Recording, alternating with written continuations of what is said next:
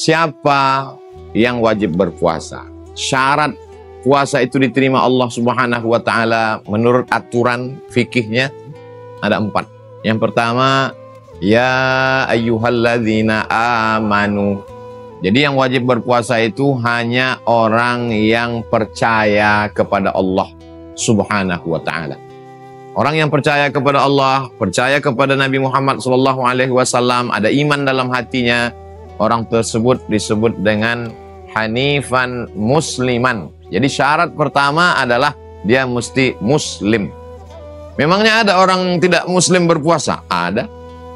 Pak Ustadz baca berita kali? Enggak, saya ketemu. Jadi ketika naik pesawat, ketika dibagikan makanan, saya pun makan. Pak silakan, saya puasa Pak Ustadz. Masya Allah, nggak tinggal puasa. Saya alhamdulillah Senin Kamis nggak tinggal puasa Pak. Masya Allah. Alhamdulillah.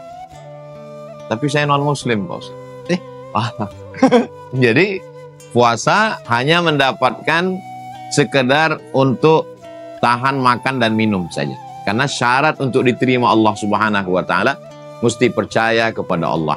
Dan syarat supaya puasa ini diterima Allah Subhanahu wa Ta'ala mesti percaya kepada Nabi Muhammad sallallahu alaihi wasallam.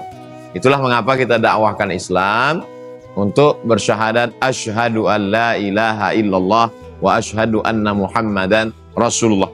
Bapak saya muslim, mak saya muslim, tinggal di negeri muslim, keluarga muslim. Apa mungkin saya keluar dari keimanan, keislaman? Bisa aja. La yazni zani hina yazni wa huwa mu'min. Tidak mungkin seorang pezina itu saat berzina itu ada iman dalam dirinya. Wa la yashrabu syaribu hina yashrabu wa huwa mu'min. Tidak mungkin ketika orang minum khamar, mabuk, sakau itu ada iman dalam dirinya.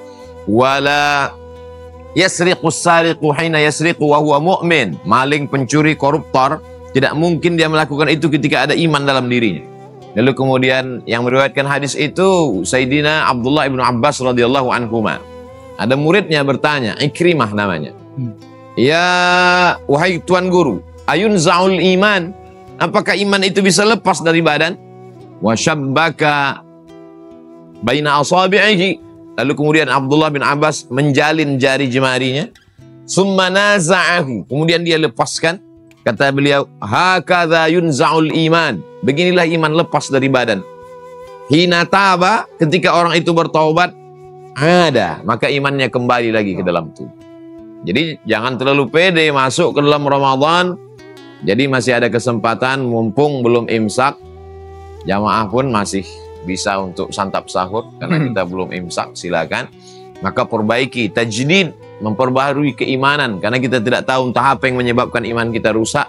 Maka kita selalu, orang mau akad nikah selalu asyhadu an la ilaha illallah wa asyhadu anna Muhammadar Rasulullah. Saat mendengar azan sebelum kita masuk ke salat, asyhadu an la ilaha illallah. Orang semua menjawab asyhadu an la ilaha illallah. Asyhadu anna Muhammadar Rasulullah. Asyhadu anna Muhammadan Rasulullah. Kita hanya melihat zahirnya, batin di dalam kita tidak tahu. Nahnu nahkumu bizawahir wallahu yatawallas sarair. Yang kedua, baligh. Jadi baligh artinya sampai. Mubaligh orang yang menyampaikan dakwah. Baligh artinya sampai usianya. Biasanya mohon maaf kalau perempuan usia menstruasi kabarnya 9 tahun paling cepat. Ternyata sekarang bisa lebih cepat lagi Pak Ustadz, kata sebagian jamaah. Gak apa, gara-gara sinetron. Iya sih. Anak kita, na'udzubillah. Lalu kemudian kalau laki-laki dia mimpi basah. Kamu wajib puasa nih, udah wajib kata orang tuanya. Kamu udah mimpi basah, sudah Pak. Mimpi apa? Mimpi mandi hujan. Maksudnya akil baligh. Baligh. Yang ketiga adalah akil. Akil artinya berakal. Kenapa mesti ada akil baligh? Karena ada orang yang usianya baligh, bulugh, sampai, tapi akalnya nggak nyampe. Oke. Mohon maaf, ada anak-anak kita, saudara kita, keluarga kita, sahabat kita, tetangga kita, secara fisik mungkin usianya sudah sampai, tapi akalnya tidak. Dulu saya ketika kecil diajari oleh orang tua, kalau ada yang seperti itu, jangan tatap matanya lama-lama, jangan rendahkan dia, nak. Ya. Itu saudara kita. nanti di akhirat mereka jauh lebih mulia dari kita. Kalau kita masih panjang prosesnya, amal kita ditimbang, kita akan dihisap. Mereka ini langsung masuk surga karena mereka ini tamu Allah.